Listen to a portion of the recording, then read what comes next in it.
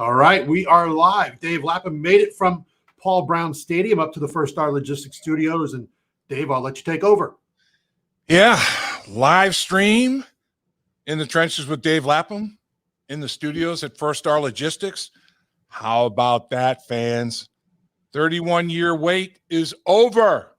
Somebody else is going to have the longest streak now without winning a playoff game. That monkey is off the Bengals' backs, and what a football game. Just an amazing football game. First thing that comes to mind to me is 2 games against the Raiders. They have an explosive offensive football team. The Bengals defense holding to 35 total points. 16 points in the regular season game the Bengals won, and 19 points today. You hold this Raiders team to under 20 points in 2 football games, that's playing some pretty good defensive football. They were the ultimate bend but don't break. And man, how about Jermaine Pratt coming up with that big interception to finish off that football game? The Bengals, that was one of the problems they had, which was uncharacteristic for both teams, really. The Raiders have been terrible in the red zone all year long. I mean, they give up a league high. They were dead last in the NFL in red zone touchdown percentage, like over 70%, or excuse me, over 80%, 81.4%. 4 out of every 5 possessions in the red zone, the Raiders were giving up a touchdown. Well, the Bengals got in the red zone 5 times, and instead of scoring 4 like the Raiders had been giving up, they only scored twice. 40% conversion, less than half of what the Raiders have been giving up on an average basis per game. And those 12 points that the Bengals left on the football field started to get a little dicey as the game was winding down. But the Bengals made enough plays to win that football game. You look at it, another big thing, the Bengals went 2 for 5. The Raiders went 1 for 5 in the red zone. They were 0 for 2 in low red zone, goal-to-go situations. The Bengals were 2 for 5 in the red zone. They were 1 for 2 in goal-to-go situations. So, and on third down in the regular season game, the Raiders converted 1 out of 7. Today, they converted 8 out of 18, 44%, 44.4%. The Bengals were 5 out of 12, 41.7%. The Bengals converted their only 4th down opportunity, and the Raiders went 1 for 2. So it was a heck of a football game. Penalties, both teams were penalized 7 times. The Raiders were penalized for 46 yards, and the Bengals were penalized for 56 yards. The Raiders suffered a fumble. The Bengals had no turnovers again. Joe Burrow now has thrown 170 passes without an interception. The only guy that's got a longer streak right now is Aaron Rodgers. Joe Burrow is number 2 in the NFL. 170 passes without an interception. He didn't throw an interception today. No fumbles lost. The Bengals had 2 takeaways. They had an interception, and they had a fumble recovery. So now they're +2 on the season. They were even in the turnover ratio going into this football game. They're +2 right now. Plus, they had the 4th down stop. So the Raiders had 3 possessions that did not end with a kick. And that was a factor in a football game that's decided by 1 score, 26-19. I mean, just an incredible game. The Bengals only have 308 yards offense, 83 yards rushing. The Raiders have 103. The Raiders outrushed them. The Raiders did a good job of controlling Joe Mixon on the ground. Joe Mixon rushed 48 times for 48 yards on 17 carries, 2.8 per rush. That's a little bit rough. The Bengals ran it 25 times, averaged 3.3 per rush. The Raiders only ran it 14 times, had 103 yards, 7.4 yard average. Jacobs broke one for 35 yards. Carr had a scramble for 20 yards. So they had 55 of their 103 yards on 2 carries, and that will inflate a yards per carry big time. Derek Carr threw for 310 yards, 29 of 54 for 310 yards. He was sacked 3 times. Joe Burrow was sacked twice. He threw a touchdown, had an interception. Quarterback rating of less than 70, 69.2. Joe Burrow, 24 for 34, 244 yards, 2 touchdowns, no interceptions. Quarterback rating 110.4, 2 touchdowns, no interceptions. In meaningful games, now he's got like 30 touchdowns without an interception, going back to his high school championship game, the run that he had at LSU, now the playoff game. It's ridiculous. Literally, he's pushing like 28, 29, whatever it is, touchdowns to no interceptions in those games when everything's on the line.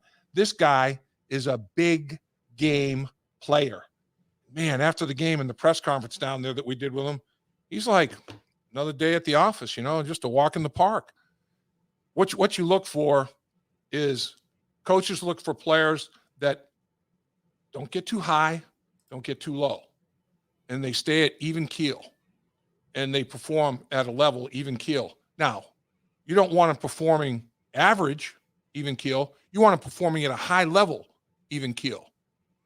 And that's what they expect out of Joe Burrow. Joe Burrow is performing at such a high level, and he's staying right there. Flatline. Nothing phases the guy. He is so laser focused. His attention to detail is so incredible. I'm telling you.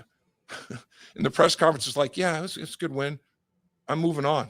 Tomorrow I'll start getting ready for our next opponent. We'll know who it is, and we're moving on. They are in the final 8 teams in the National Football League right now. By winning this football game, they guarantee themselves of being in the final 8 teams left in the playoff derby. How about that, sports fans?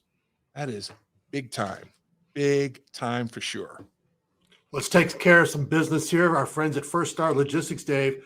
Yes. Another great giveaway during this live stream, and we made it very easy. All you have to do is comment during the live stream. Doesn't as long as be positive, people. Let's make sure we end this day on a great note. But the powers that be at First Star Logistics, maybe 3 prizes tonight, Dave. 3. So first, we have a signed Dave Lapham jersey that he will sign for you. If you are one of the winners, all you have to do is comment during the live stream. Second, a $50 Bengals Pro Shop gift card will be our second prize. And if we get over 200 likes on this live stream, so hit that like button. There you go. We'll add a bonus $50 Bengals Pro Shop gift card as the third prize we'll give away tonight on this great night to be a Bengals fan. It is a great night to be a Bengals fan. There's no question. No curfews tonight. I'm sure a good amount of adult beverages are being consumed already. I mean, Dave, we spoke on the phone as we had this all set up. Yes. Unfortunately, I can't be in the studio with you tonight. But I mean, it's you said I've never seen it like this, and the whole time, and that says a lot, because as you talked about all week, how many years it's been since the Bengals won a playoff game, and you have to go back. Paul Brown Stadium wasn't even there. No, we're talking it was Riverfront Stadium. I mean, it was back in those years. It was January of 1991, 31 years ago. And it's amazing. The playoff loss streak started against the Raiders. The Bengals beat the Houston Oilers. Then they lost the following week, 20-10 out in Los Angeles with the then Los Angeles Raiders. And that's the game that Kevin Walker dislocated Bo Jackson's hip, pulled his leg out from his hip socket, basically. And the Bengals lose 20-10, and it starts this run of not winning a playoff game. Who do they end the streak against? The now Las Vegas Raiders. So the Raiders started it, and the Bengals end it in Cincinnati against the Raiders. And you know what's interesting? Right now, the Bengals are 13-21 now against the Raiders. They're 0-2 actually 12-21 in the regular season, 1-2 now in the postseason. But they've won 4 straight games at home now, 5 out of the last 6 at home. And they're 10-6 at home against the Raiders. So the thing that you said, Dave, 66,000 plus people were at Paul Brown Stadium. Biggest crowd they've ever had in Paul Brown Stadium history. And the Raiders had 7 penalties. I'd literally say 6 of the 7 were a big result of crowd noise. They had false starts, and that's all attributable to crowd noise. They had scenarios where they couldn't communicate, and it was causing some issues and some penalty issues. The crowd was the 12th man. And right now, the Raiders are flying back to Las Vegas, and saying, I'll tell you, Paul Brown Stadium is a tough place to play. That's what the Bengals said when they flew back from Las Vegas, and they beat the Raiders out there. But the crowd was a big factor in that football game. It was hard to communicate out there. And the Bengals were talking about it on the flight home. Guarantee you the Raiders are talking about the same thing. I think the crowd, we should tip our cap to the crowd that was at that football game. You made a difference. You guys showed up in big numbers. You were in full throat, and it definitely had a bearing on the outcome of the football game. It was awesome. It was just a great experience down there. And the one thing, post-game, Zach Taylor was quick when he was asked about game balls. It wasn't about the players. It was about the fans. It was about the city of Cincinnati. It was about this being Mike Brown. He gave one to Mike Brown. And he gave one to Mike Brown, then he gave one to the city of Cincinnati. Yeah. I mean, and that to me just shows the type of culture that, I had the pleasure to get to meet Zach and deal with him when I was covering the UC Bearcats when he came on Tommy Tuberville's staff. And, this guy's a class act. And I think people are seeing that. And it's like he said at his post, game conference, news conference, was that most places, as we've seen in the NFL, he shouldn't have been here this year. He would have been fired at other places. Oh, absolutely. And Mike Brown stayed with him. And that just, a testament to what they see in Zach Taylor as the head coach of this program. And I will say that in general, Mike Brown has been criticized for being too patient. Well, Mike Brown will be the first one to tell you the reason that he has the mindset that he has is when he was a young boy, his dad got fired by Art Modell unceremoniously and unnecessarily. And Mike Brown witnessed what it did to his father and what it did to his family. So Mike Brown knows all about coaching profession and how it involves families and family life and all that sort of thing. And it has to be a really bad situation for Mike Brown to give up on you. And they realized that they had some rebuilding to do, and they built their offense through the draft, and they built their defense through free agency. And tip of the cap to Duke Tobin. Unbelievable job. Duke Tobin, all the scouts, everybody in the organization involved with making those decisions, Zach Taylor included. I mean, the coaching staff is involved more than any other franchise in the National Football League in draft and free agency and forming personnel. Everybody works in concert. And Mike Brown saw development. He saw progress, and he said, I'm going to be patient. Let's let it unfold. Let's see it happen. The big key, obviously, number 9, Joey Franchise. This guy has taken the whole ship and raised it up. Man, it's on a big wave right now, and it's heading in a great direction. And he is he's the guy. He's the leader of the pack. I think they're going to win a lot of games, a lot of playoff games. It would not shock me whatsoever to see that kid playing in a Super Bowl sooner than later. Dave, he is the youngest quarterback in franchise history to win a playoff game. By winning the game today, he is the youngest quarterback in franchise history to get a W in the playoffs for the Cincinnati Bengals ever. Yeah, and I'm not surprised. You know my history following Joe Burrow's career. We've had great conversations with his dad, Jimmy, and we've given fans a chance to really. You haven't seen those interviews. You can go back to the one we did, back. I think it was late spring with Jimmy Burrow, and then the one we did just here recently, and really gets into detail about that development of him as a quarterback, as a player, and his mindset. And I can't stress enough for people to go back and and look at everything. But I want to talk about the defensive front. Because you're talking about injuries, and Jim Harden had a question. He wanted your thoughts on how well DJ Reader, BJ Hill. Again, we go back. We were in the studio when they traded for BJ Hill, Billy Price, and that has been a awesome trade looking at it today. And also Kareem, played after the injuries. Those guys really stepped up their game because you could tell at the end they were winded because they were taking a lot of reps. Oh, there's no question. And you had a situation where you had guys having to play out of position. Cam Sample had to play defensive tackle. I mean, they were down to DJ Reader and BJ Hill. Larry Ogunjobi, gone. And unfortunately, I think it's an Achilles. It looks like it was an Achilles injury, and I think Larry Ogunjobi may be gone the rest of the season, obviously, if that's the case. But Lid Kareem played really well. They had deactivated Wyatt Ray. They had deactivated Tyler Shelvin as well. They had deactivated some of these guys. So, Josh Tupou was deactivated. He had an MCL problem. And then when Ogunjobi goes down, DJ Reader and BJ Hill, on the very first possession, Mike Daniels, who they brought up from the practice squad, who played so well last week against Cleveland, he pulls a hamstring in the very first series of defense for the Cincinnati Bengals, and he's out for the game. So they were on fumes. And I asked Sam Hubbard in the postgame presser, I said, what was it like? I mean, you guys, man, everybody's out there playing a ton of snaps. And in the last 24 plays of the game, the Raiders threw the ball every single snap. Do you know how hard that is to rush the passer? All the energy it takes to rush the passer for 24 straight offensive snaps? Man, and you don't have a rotation that you normally have. Trey Hendrickson was out, concussion protocol. He didn't play in the football game, but just like a quarter and a half.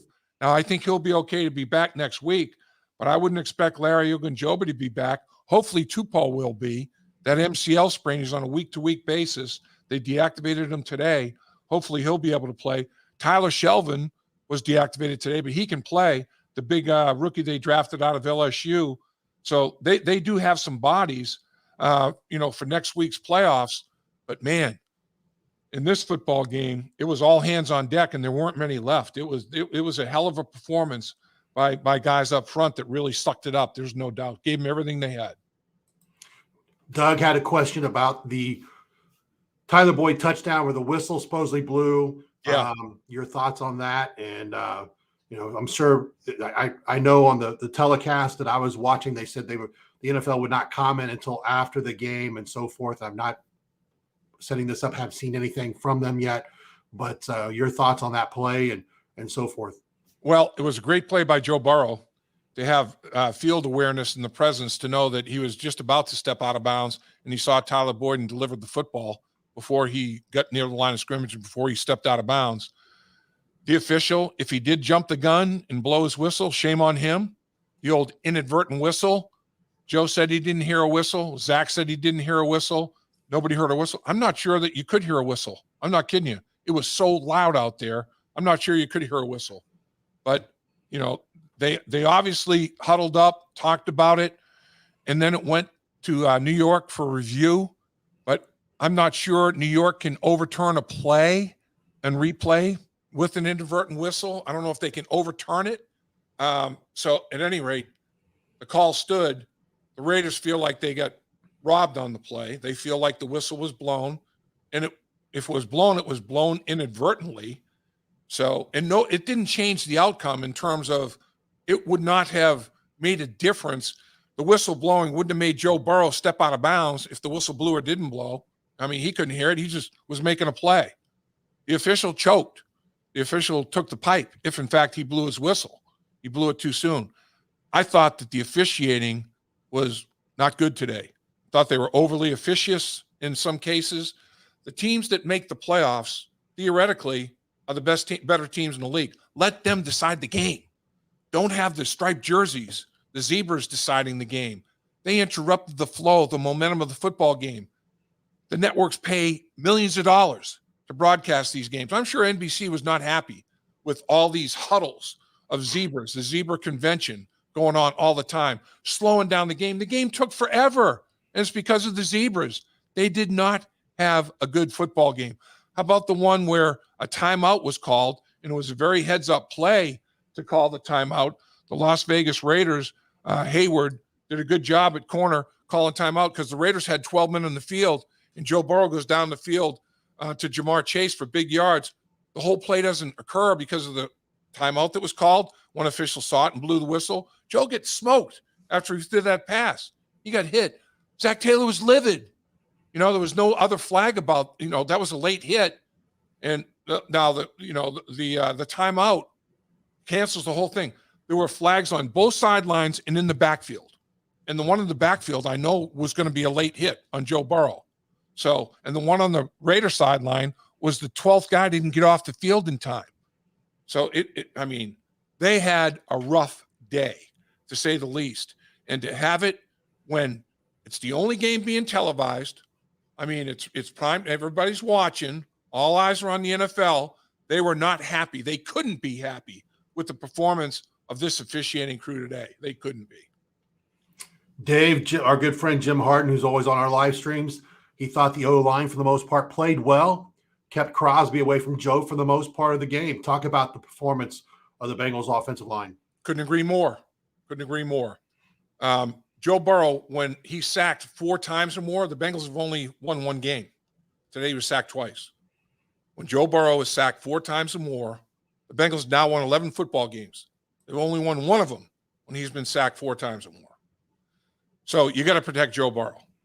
And he was sacked 51 times this year, more than any other quarterback in the National Football League. I thought Isaiah Prince played pretty damn well against Crosby. Now, Crosby's going to beat you. There's going to be snaps where he wins. He's a Pro Bowler, legitimate. To me, I was saying all week long, he's like Gumby.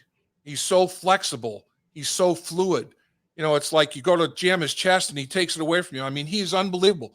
And then he's Inspector Gadget. He's got these long arms that just keep getting longer and longer. Then he can bench press 400 pounds.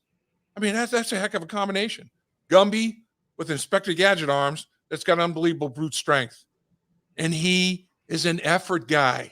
I mean, every defensive end in this football game, Sam Hubbard, Hendrickson, Ngakoue, and Crosby even more than anybody, this guy, relentless, empties the effort bucket every single snap. And Crosby and Ngakoue, that's a duo. They've combined for 18 sacks and then 21 tackles for loss. So 18 sacks, setting an edge in the pass rush, 21 tackles for loss, setting an edge in the running game. And the offensive line, Jonah Williams, Isaiah Prince, they did help in different ways, chipping every once in a while, tight end slamming, whatever. But a lot of times, they just let him pick them up. They just let him block them. They did run some screens. I thought the screen game was going to be big. They did run some draws in there, draws and screens to try to slow it down. Got it out of Joe Burrow's hand quickly. You know, there's a lot of things you can do to try to combat that pass rush, and they did it all. And overall, I think the scheme and the execution of the scheme was outstanding by the offensive line. Jamar Chase again. What can you say about this guy? I mean, you're talking about elite. I'm sitting there going back thinking about elite offensive players at the wide receiver position. And, you know, you go back and Chad Johnson, Pickens, you know, you go back to the Collinsworth days, Isaac Curtis days. This young man is just taking the league by storm. And I remember the conversations we had back at the draft, and there was that split. People wanted that offensive tackle instead of a skill guy. But I think now looking back, you have to say by 100%, that was the right choice. There's no question. I mean, but Paul Brown, who I respect more than anybody, with his football mind, his first draft pick was a center. And his comment was, you build an offensive line from the inside out, and then you worry about, you know, skill players. And that's a philosophy a lot of people have. But this guy, Jamar Chase, is a playmaker and a touchdown maker. Those guys are hard to pass up. And Joe Burrow had this unbelievable chemistry. He already knew he and Jamar Chase, you know, you got friends that you went to college with, Dave. Those are lifetime relationships. Joe Burrow and Jamar Chase are extremely close friends. They had an unbelievable experience together at LSU. That's a bond that'll be there forever. And now they take that bond to the National Football League, and they're way ahead of the game. You know, we talked about a back shoulder throw with Jamar Chase in the presser after the game. And how many times do you figure you and Joe have run that play and thrown it that way? Jamar was supposed to go deep over the top. Joe took him to the back shoulder. He said he saw where Joe put the ball and you know, made him slow down and catch it. They've done it 1,000 times, he said. That you can't buy that. I mean, repetition breeds comfort level and excellence performance. Jamar Chase knows where Joe Burrow is going to put the football. Joe Burrow knows Jamar Chase knows where Joe Burrow is going to put the football.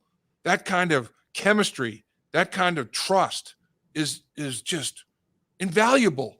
And today, Jamar Chase targeted 12 times, 9 catches, 116 yards, a long of 28-yard completion. Had one taken away on the play we're talking about where they called timeout, 12 men running off the field for the Raiders. Unbelievable play between Joe Burrow. It was 3rd and 7. Goes down the field for over 20 yards. Would have been another catch for another 20 yards. That one was taken away. But then they also say, Jamar, we're going to get the ball in your hands. You're going to run. 3 carries for 23 yards.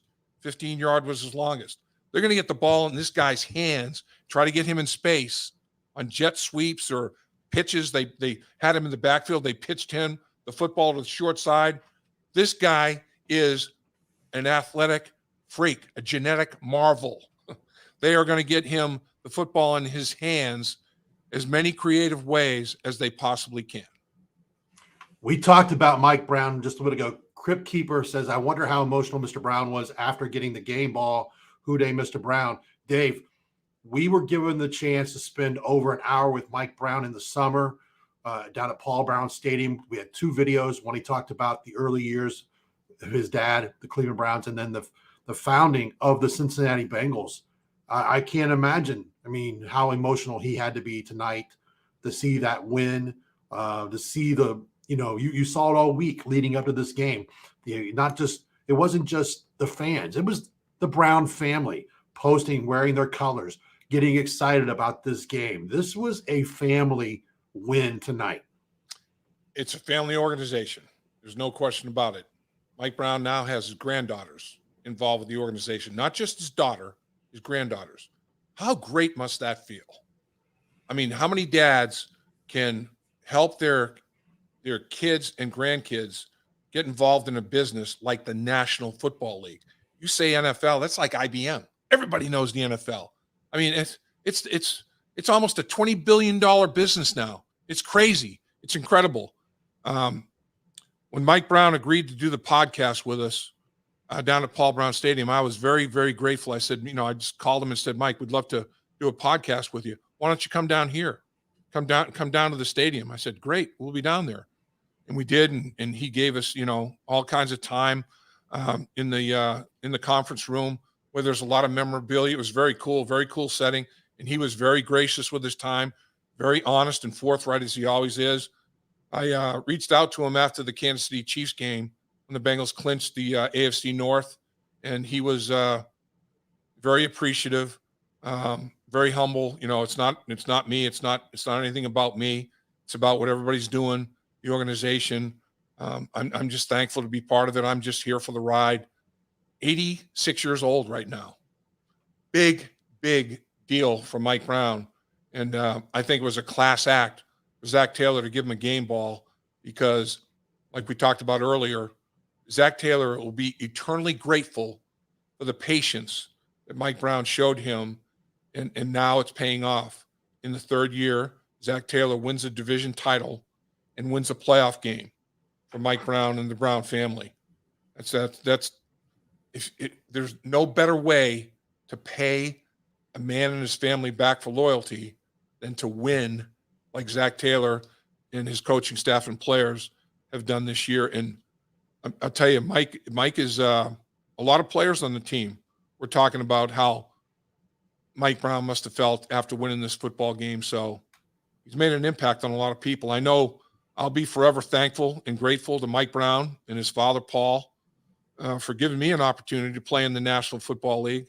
They drafted a kid out of Syracuse in the 3rd round, 61st pick of the draft in 1974, and gave me a chance and played here for 10 seasons. My family, my kids were born and raised here. Cincinnati's our home, and it's all because the Cincinnati Bengals gave me an opportunity out of college, and I will never, ever forget it. Talk about winning again. We want to remind everybody, thanks to First Star Logistics for everything they do for us. Tonight during the live stream, we will have 2 giveaways I know of, maybe a third. The first thing we'll be giving away is a signed Dave Lapham jersey. They'll personalize to the winner. We'll get that out to you. The second prize is a $50 Bengals Pro Shop gift card. Nice. And that's a nice gift right now. We can put that towards a new Joe Burrow jersey or a Jamar Chase jersey if they have any in stock after today. And then if we have over 200 likes, I've not looked yet, we will add a third prize, which will be a second $50 Bengals Pro Shop gift card, thanks to the folks at First Star Logistics. And get an AFC North championship hat, T-shirt, whatever. Get that as well. You get yourself your favorite player, but get that. And then if they come up with a new T-shirt after winning the playoff game or whatever, this team, as I said, is in the final 8. They don't know who they're playing yet, although at halftime, sounds like it's going to be Nashville before it's all said and done. It'll probably be Nashville. And one thing that we know in Nashville, they run it because Derek Henry would be playing in the playoffs. They run it and they stop the run. Mike Vrabel is old school.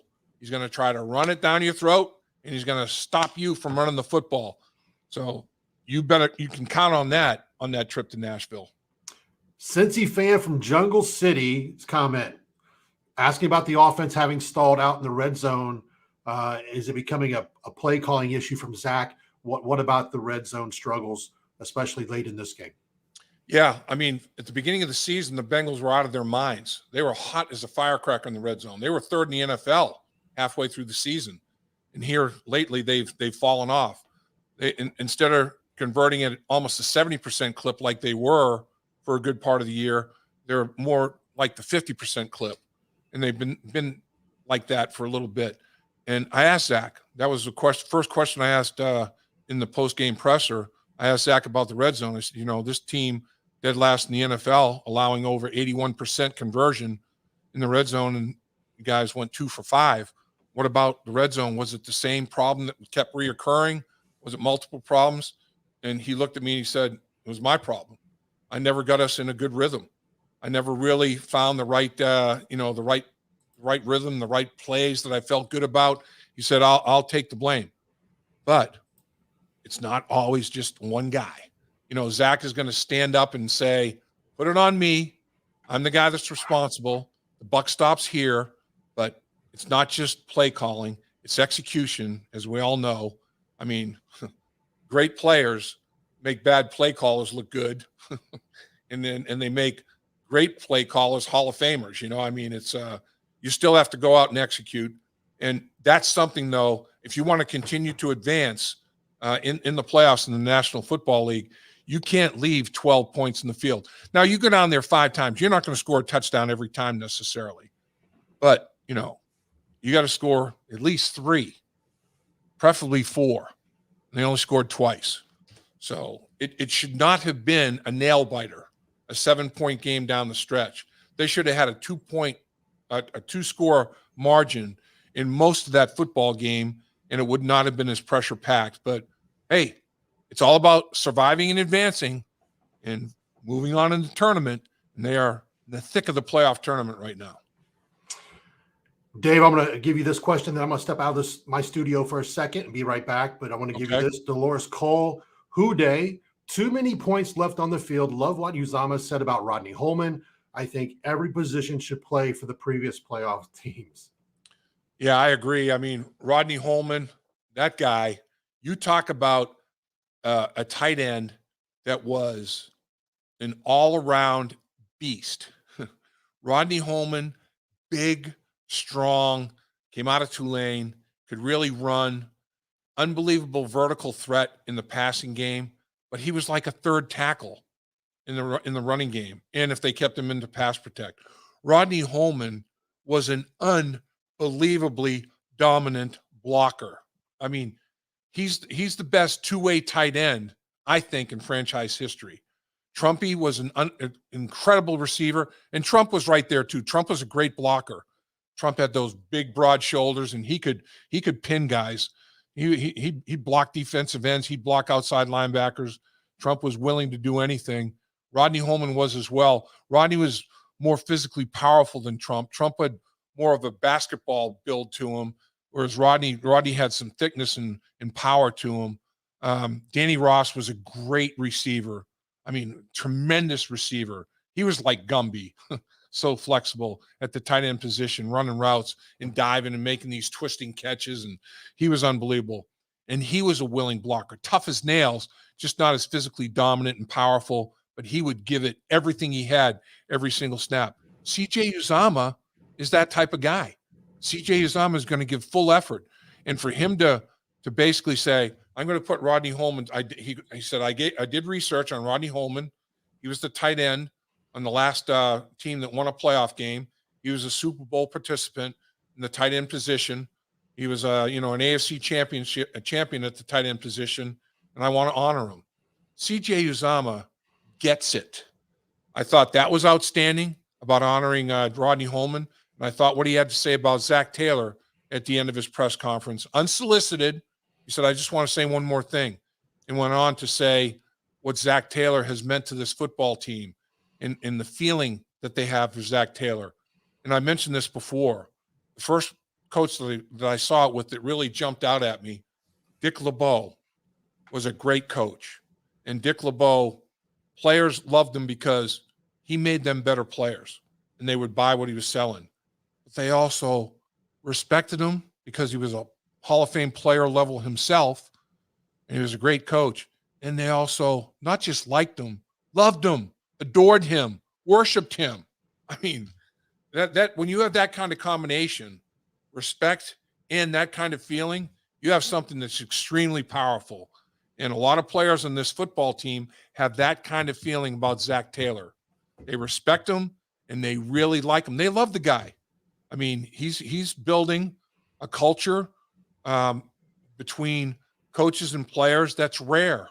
It's really rare. I mean, he gets it. And a lot of guys in this football team get it. They have brought in the right people at a lot of the right spots and putting it together, and it's going to be special. Trying to catch up on these comments. A lot of Hodey, and expected.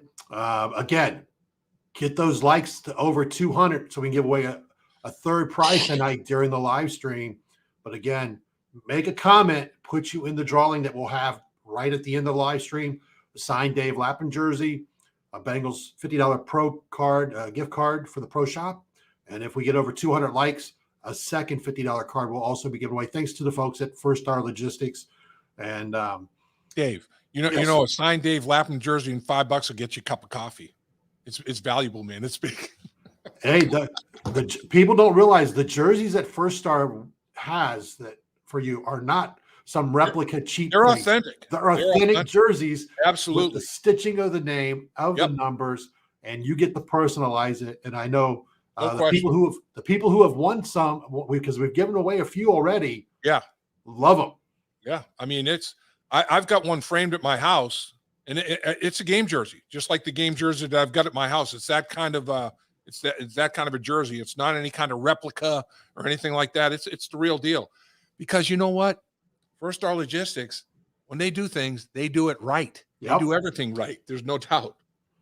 That's why we want to, and we have to thank them. They brought us together to put together this program. Dave Lapham In The Trenches. We launched the YouTube channel in April. Over 4,000 subscribers on just YouTube alone. Not counting also people who are getting it from the audio on the podcast. Over 200,000 downloads in such a short time. So I thank everybody. Myself, I know you have the same feelings. And it's been fun working with you, Dave. Well, same here, Dave. And you got a great work ethic, and I respect the heck out of what you do. And I appreciate, as I'm looking, as you scroll down, all of these fans that are involved, Bengal fans that are involved in this live stream tonight. It's unbelievable. And we're doing it for you guys. We love doing it, but we're doing it for you. I love to hear your thoughts. I love to hear where your head is. And the thing is, you guys aren't just fans. You guys are educated fans. You guys are intelligent fans. The stuff that you talk about and relate and ask about, that's big time. We're talking good football stuff here. Love you guys. All right. Let's go to Andrew's question. He said, Lap, you were concerned if Raiders scored there at the end, they may go for 2 in the game. The game's over, the Bengals won, but your thoughts as that was transpiring on the field, what you thought would happen? Yeah, I mean, I think that Bisaccia would have said, okay, The momentum. Boy, we have the momentum. Do we go for 2 and end the game now? Or the way it's going, the way my defense is playing, and Joe Burrow talked about this, and CJ did.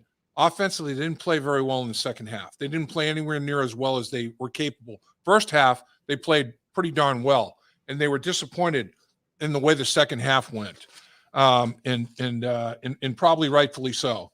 Let's see, first half summary here.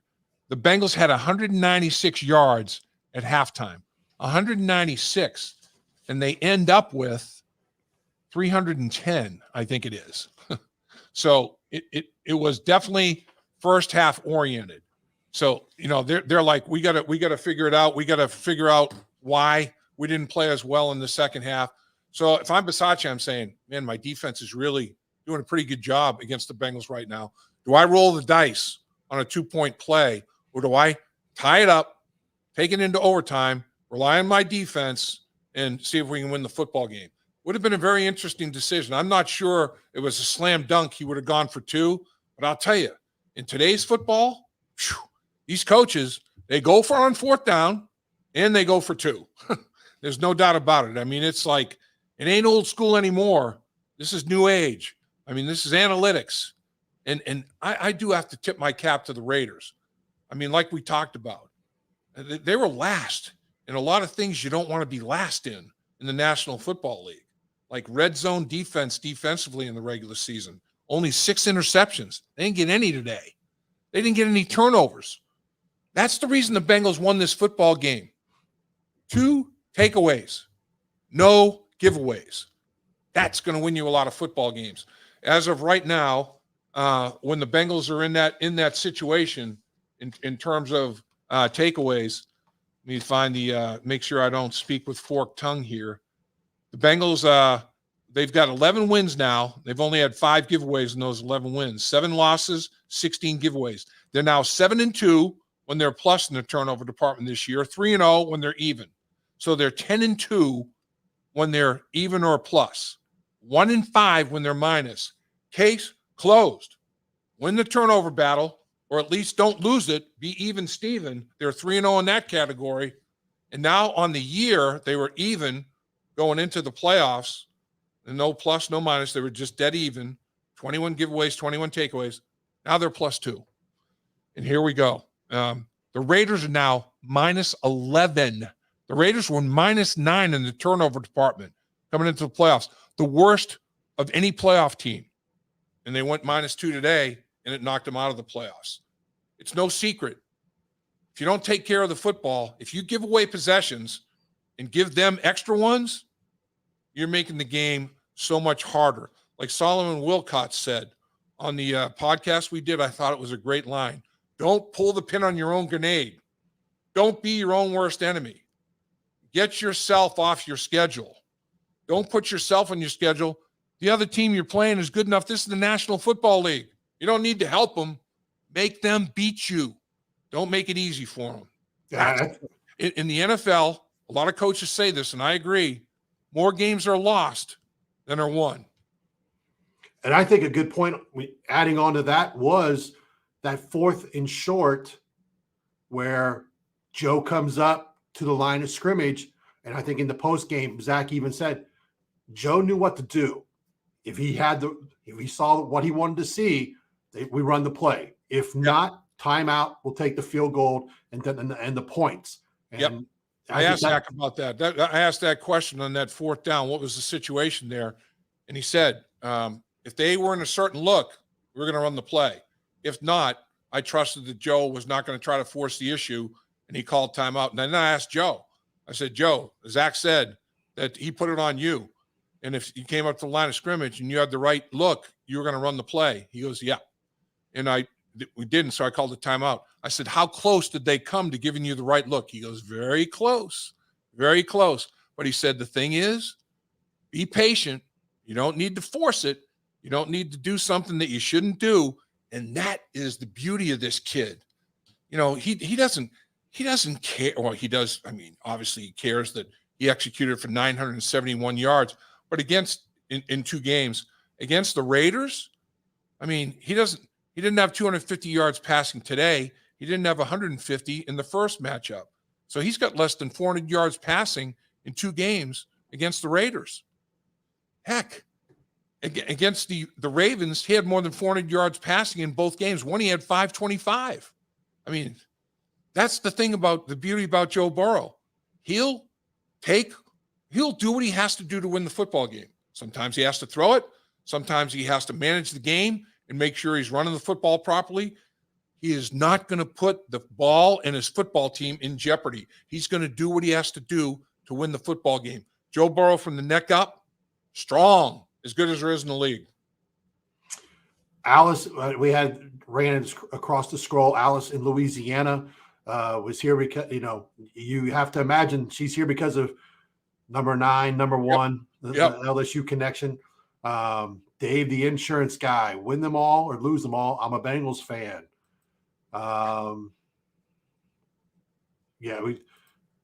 Cincy fan, Jungle City. Yep, I love that Lapham jersey. Danny Morgan, Zach versus Vrabel, battle for Coach of the Year. Yeah, I mean, I'll tell you, I'm not sure if they made an announcement yet. I mean, I think they make an announcement here on that. It's been voted on. The playoffs don't matter for the Coach of the Year. It's voted on. It's a regular season award, and I don't think Zach is going to get it. But for him to be in the running like he is, just like Joe Burrow will not get MVP, but Joe Burrow is playing at an MVP level. Zach Taylor is coaching at a Coach of the Year level, and the Cincinnati Bengals are benefiting. The synergy with Zach Taylor and Joe Burrow. Zach Taylor has got an offensive mind. He played the quarterback position. He knows exactly what Joe Burrow is thinking and why he's thinking it. They have an unbelievable relationship. We've talked about this before. Zach Taylor, Brian Callahan, Dan Pitcher, Joe Burrow, all of them played quarterback. When they put their heads together and are creating these game plans and then saying to Joe, what do you like? What don't you like? Where are the pluses? Where are the minuses? I mean, good things come out of those meetings. I mean, real good things come out of those meetings and those game plans. There's no doubt about it. It's like in the Super Bowl season, Lindy Infante and Kenny Anderson and Bruce Coslett put their heads together and come up with unbelievable game plans that everybody's on the same page. In the 1988 Super Bowl 23, Sam Weich, Bruce Coslett again, Boomer Esiason, unbelievable stuff. This group, 3 guys that played quarterback, a guy that's playing quarterback at a high level, you're talking doctorate in game plan. Great stuff comes out of it. Serena's birthday today. Happy birthday. She said she was born in 1/15 of 1991. So today, 31st birthday was a great day for her. Well, you know what I like now? Now they can say the Bengals won a playoff game, and people texted about it. That was the big thing, that nobody was able to ever text the Bengals playoff win. The Bengals texting didn't come out till 92. The Bengals' last playoff win was 91. Finally, we can celebrate a Bengals win on text. iPhones, live streams. Think of all the things that's happened. Yeah, I'm telling you. The last time, before today, the last time the Bengals won a playoff game, I was 38 years old. I can barely remember that. I mean, that's a long time ago. The guy who ran the board for us at the radio station today when we were broadcasting on WLW and 1530 ESPN, he wasn't born yet.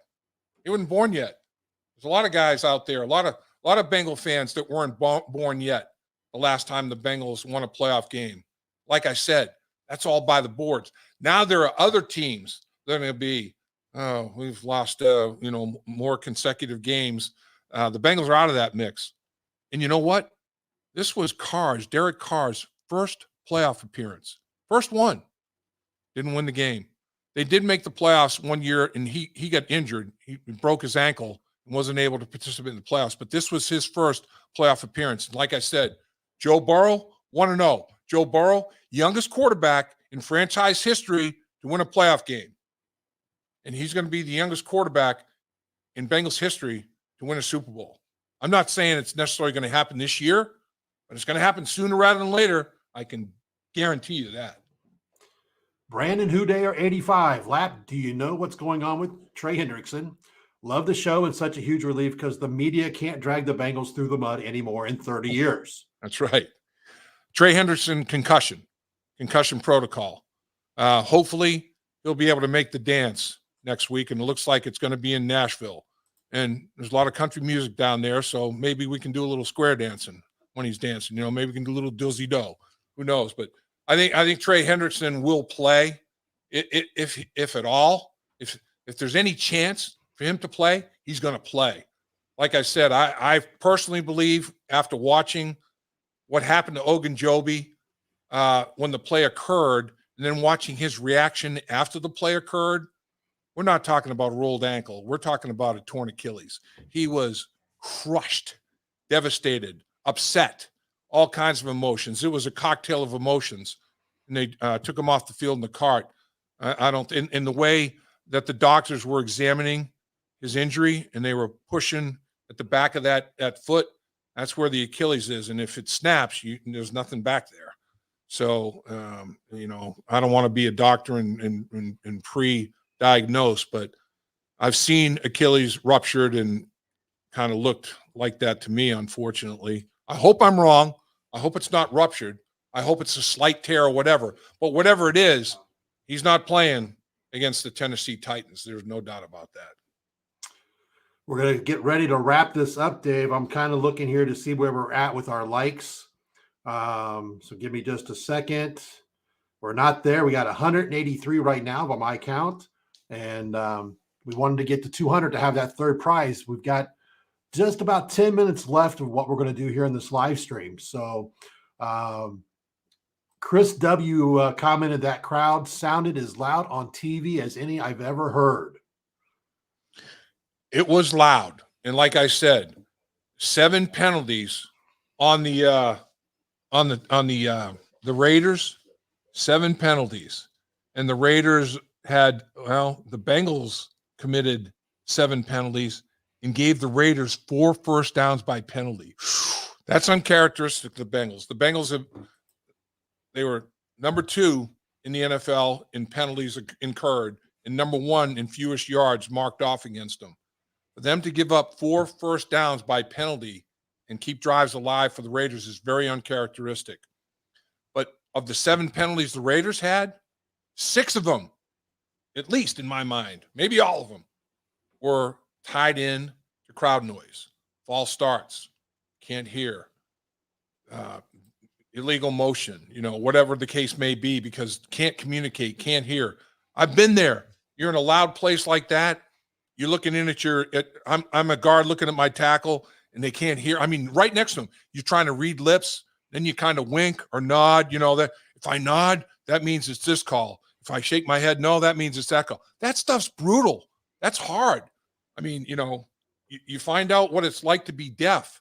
And I really respect people that have can't hear, because, man, that's so disconcerting, to be in that situation where your normal environment is taken away from you. And the Raiders felt it. I'm telling you, man, Paul Brown Stadium, every member of the 66,000 plus crowd, you had an impact on the Bengals playoff victory. Congratulations. The Raiders had a tough environment to play. And like we said, they're flying back to Las Vegas saying, man, those Bengals fans, they're into it. That was a tough place, man. Tough environment. Sitting here going through these comments, Dave, a lot of people making comments. We're glad they're doing that because they will be part of, at the very end of this here in a few minutes, when we give away a signed Dave Lapham jersey and a $50 gift card to the Bengals Pro Shop. And if we can get over 200 likes. So if you haven't hit the like button yet, hit it now, because time's running out, because we got to get Dave home. It's been a long day for one Dave Lapham. It has been, but it's been a great day. And I'll tell you, Dave, I couldn't fall asleep anywhere. My mind's so active right now. It's going to take me a while to decompress. But, I'll tell you, I really respect Andy Dalton. I think he was a great quarterback for this franchise. They went to the playoffs 5 straight times. But Andy Dalton threw 1 touchdown pass and 6 interceptions in those 5 playoff games, and they lost them. Joe Burrow's already got two touchdowns, no interceptions, 1-0 in the playoffs. And, it's different. Different coaching staff, different teammates supporting you, surrounding you. But, man, when you have quarterback play like Joe Burrow is providing right now, and leadership that Joe Burrow is providing right now, you feel like you can beat anybody. You feel invincible. And like we said last week, the year the Bengals went to the playoffs in 1981-82, Super Bowl 16, Ken Anderson was MVP. The year the Bengals went to Super Bowl 23 in 1988, Boomer Esiason was MVP. When you have a quarterback that's playing like that, you just jump on his shoulders and go for the ride. Joe Burrow wants everybody on his shoulders, and he's going to take them for a ride, man. Jim Harden, again, Dave, have you heard about how Mixon's doing? Looked like a high ankle sprain, maybe. Yeah, they retaped him on the sideline. He limped off the field. That ankle keeps reoccurring. Sometimes ankle injuries, the only way you're going to get rid of them totally is to have an off season and give it time. So he just keeps rolling it, and I think, though, he came back in the game and played, and there's no doubt Joe Mixon would go out in the field against the Tennessee Titans on 1 foot and play. I mean, there's no way I think he's going to be missing this football game. Now, he may not do much at practice. He may shut it down, and that's fine. I think at this stage that might even be a benefit to Joe Mixon and make sure his body, everything else heals up and is ready to roll. But you know what? Samaje Perine, pretty good number 2 to have. I mean, he's a solid football player. 2 Oklahoma Sooners that played together in college and played in big games in college. Have them in the same backfield playing in big games for the Bengals. That's a plus. All right, Dave, we're going to end it on this. We're going to get I'm looking here. Again, we're going through all these comments. We want to thank everybody for being part of the live stream. Thanks for their comments. Yes. We got over 200 likes. Here, everyone's saying Tennessee. Mm-hmm. Early thoughts on Tennessee. Like I said, the Tennessee Titans run the football. They're in the top 5 in every statistical category you can imagine running the football. Derek Henry, King Henry, the Beast, will be back. He'll play in this football game. They run the ball and they stop the run. They want to run the ball and have a balanced offense. Tannehill, play action. I mean, if he's got a running game, he's a very effective quarterback. If you make him one-dimensional, he's not elite. I mean, he's not a guy that can, I don't need a running game. I have a hose hanging off my right shoulder and a howitzer, and I'm going to hurt you anyway. He's not that kind of guy. The first time I covered Ryan Tannehill, he was at Texas A&M. In fact, Zach Taylor was a graduate assistant in the games that I did down there with A&M, and Ryan Tannehill was a wide receiver. Ryan Tannehill is an unbelievable athlete. They had 2 good quarterbacks. They said, Brian, can you play receiver for us?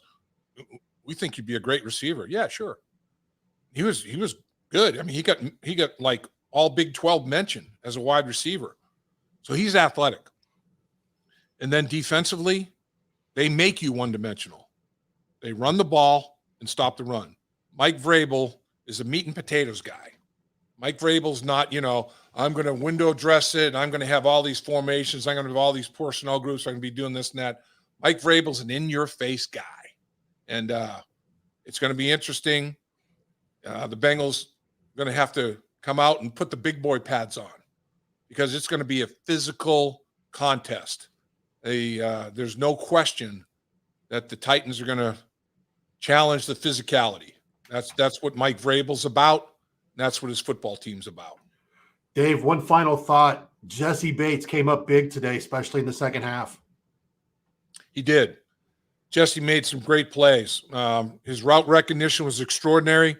Almost had a big interception. In fact, in the presser after the game, Pratt said that his interception, they ran the same play that Jesse Bates almost had his interception on. And defensive backs in general, Awuzie did it, Hilton did it, Jesse did it.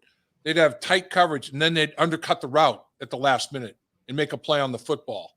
And, man, a bunch of guys were in great position right on the receiver's hip and would undercut the route and time it perfectly. Jesse almost had an interception, and Pratt recognized the same play. He got his drop and made an interception. And he's going to go down in history as a guy that made one of the biggest plays in Bengals history in the playoffs. I mean, you know, guys were asking him in the presser, what did you think about knocking it down? It was 4th down. He goes, no, man, I don't want a PBU. I don't want a pass broken up. I want the turnover. I want the interception. I want the takeaway. And it's going to be remembered. I don't even think people remember it was 4th down. All they're going to remember is Pratt made an unbelievable play and took the football away and turned over the Raiders when they had to be turned over. All right, Dave, it's time to give away some stuff. Let's give it away. We have over 200 likes, so we have 3 prizes are given away. As I posted, one, if you've won something in the last 60 days, you can't win again, either from First Star Logistics or from Dave Lapham in the Trenches. If tonight, if you happen to get pulled twice, you're only going to win the first time you get pulled. So we're going to have we're going to do this giveaway. So let's add that to the stream. And here we go. Oh, this is for the Dave Lapham signed jersey. Here we are. Look at these names. I love these names. Crypt Keeper. How about that? Nope. What? Wakanda Forever. Wait a minute. Wakanda. I was a camp counselor at Camp Wakanda. I can't believe it. Did you go to Camp Wakanda? Back to Camp Wakanda. Happy Land. I want to buy a ticket if I can. That's great. How about that? Wakanda Forever. All right. Here's our second drawing. This is for a $50 gift card to the Bengals Pro Shop. Bob Morrow. All right, Bob. How about that? $50 gift card. You can get yourself a little addition to the wardrobe. How about some division championship wear or Joe Burrow t-shirt or Jamar Chase or your favorite Bengal? It's awesome. And the third draw, here we go. This is the bonus $50 gift card to the Bengals Pro Shop. Thanks to the fine folks at First Star Logistics for all the prizes. And again, thanks to everybody who was part of the stream. So here we go, the third prize.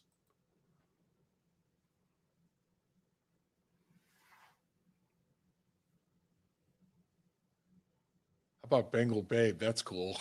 Brandon Whodare, 85. All right. Whodare. I like that. Brandon Whodare, 85. Are you a T. Higgins fan? You an Isaac Curtis fan? You're a Chad Ochocinco Johnson fan? 85, boy. 85's got some good history in Cincinnati Bengals lore. Again, we want to thank everybody for being part of the live stream tonight. I want to thank Dave Lapham for taking the time. It's been a long day, but I think it was well worth the time. Everybody for making your comments. Be sure to check out Dave Lapham in the Trenches on YouTube or wherever you get your podcast. We had a lot of great stuff the last couple of weeks with Boomer Esiason, Chris Collinsworth, Kevin Walker talking about the Bo Jackson game. Solomon Wilcots, yeah. Solly is awesome. He is. And I know we're going to have a lot of great stuff this week as the Bengals get ready for another playoff game, looking for their second playoff win in 30-some years. And you know what? I can't think of anything I'd rather do than celebrate with all you fans a Bengals victory. That was I feel so good for the players and the coaches and the organization because it was well-earned and well-deserved. I mean, this was a good football game against a good football team that the Bengals found a way to win. Because let's face it, the Raiders, man, they hang around like a virus. They won't go away. And they find a way to win football games. I mean, this football team had something special going on. They're out of the playoffs right now, but they fought tooth and nail. The Bengals advance. They're in the final 8, in the Elite 8 as such. Let's see if they can make the Final 4. That dog would hunt all day, every day. Nashville. Go down there. They got some good grub. They got some good music. Spank the Titans. Jeff Ruby has a place in Nashville too, doesn't he? Oh, yeah. Ruby's got a steakhouse in Nashville, yeah. Yeah, we're gonna have to. Man, maybe we can get Ruby to throw some prizes up for us on our next little live stream. Or maybe we'll throw a steak. Let the people have it in Nashville and let the people have it in Cincinnati. What the heck? That'd be awesome. Dave, again, I appreciate you allowing me to be a part of this. It was fun, and hopefully next time I'm with you in the studio here soon. And we will be sure to have a lot of great content this week on Dave Lapham in the Trenches. Also, check out Dave on Twitter at DL in the Trenches. And or wherever you get your podcast from, you can download the audio versions. We'll also have a replay of this on YouTube and the audio up for download as well. And for everybody at First Star Logistics, thank you. And Dave, until next time, go Bengals. Go Bengals. And everybody, get some good rest tonight. Bengals are still in the playoff hunt. Watch the games tomorrow. I know I'm going to be watching them. Find out who the Bengals are going to play. And First Star Logistics, we appreciate you guys for giving us the opportunity. Kevin's in the house over here, Dave. And without Kevin, we got nothing. We got nothing. We got Squadouche, man. So it's fun celebrating with you fans. Can't think of a better place to be. See if we can go to the Super Bowl. How would that be? Oh, my goodness. Super Bowl. Man. Let's do it. Thank you, everybody. We'll have in the comments on the YouTube channel for the winners how they need to go about getting their prizes. Again, thank you, everybody, and good night. Get some rest. Load up. Dave Lapham here, and every day I am grateful for my experience to have played professional football. As a player, I realized self-motivation, leadership, and appreciating your teammates are key. At First Star Logistics, you can use those same attributes to create the life you want for you and your family. Build your future by working hard like I did. You'll see results both on and off the field. Call First Star Logistics today and be part of our winning team. Opportunity knocking.